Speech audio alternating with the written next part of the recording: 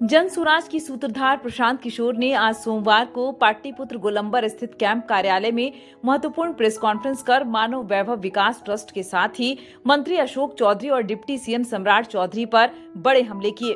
प्रशांत किशोर ने उप मुख्यमंत्री सम्राट चौधरी को लेकर बिहार सरकार से मांग की कि इनको हत्या के आरोप में तुरंत पद से बर्खास्त कर अरेस्ट किया जाए।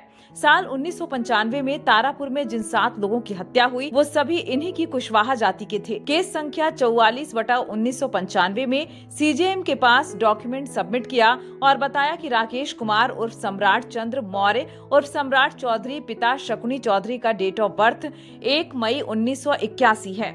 इसी वजह से इन्हें नाबालिग बताकर जेल से निकाला गया, लेकिन 2020 में इन्होंने इलेक्शन कमीशन को दिए एफिडेविट में अपना उम्र 51 साल बताया। इसका मतलब है कि 1995 में इनका उम्र 26 साल था। तब कोर्ट ने गलती से अभियुक्त होने के बावजूद इनको बरी कर दिया। ये जब तक कोर्ट से फ्री नहीं होते इनको जेल में होना चाहिए। इसलिए मेरा मुख्यमंत्री और राज्यपाल से अनुरोध है कि संवैधानिक पद पर बैठा यह आदमी देश के विधि विधान का अपमान कर रहा है। मुख्यमंत्री इन पर कार्रवाई नहीं करें तो 2-3 दिन में राज्यपाल के पास डेलीगेशन लेकर जाएंगे। या तो इनको बर्खास्त कर अरेस्ट करें, नहीं तो सभी मर्डर के आरोपियों को जेल से छोड़ दें। उन्होंने यह भी बताया कि सम्राट चौधरी सिर्फ हत्या के अभियुक्त नहीं, बेहद चर्चित रहे शिल्पी गौतम रेप और हत्याकांड में भी संदिग्ध अभियुक्त के तौर पर नामजद थे। सीबीआई ने इनकी जांच की थी। सम्राट चौधरी बताएं कि ये बातें सच है या नहीं। अगर वो नकारेंगे तब हम लोग फिर डॉक्यूमेंट समेत इसका खुलासा करेंगे।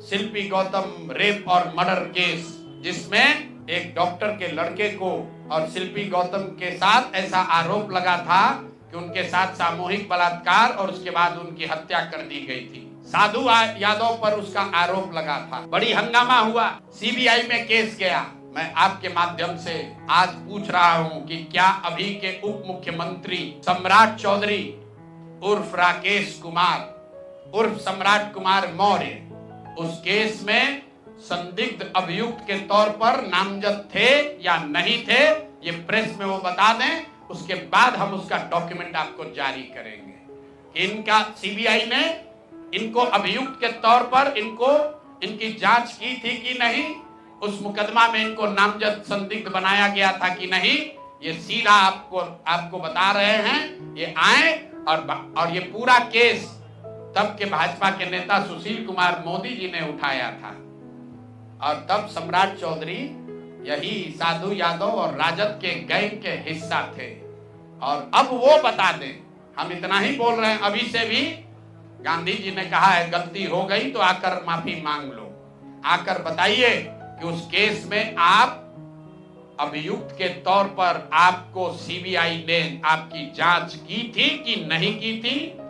आपके सैंपल टेस्ट लिए गए थे कि नहीं लिए गए थे?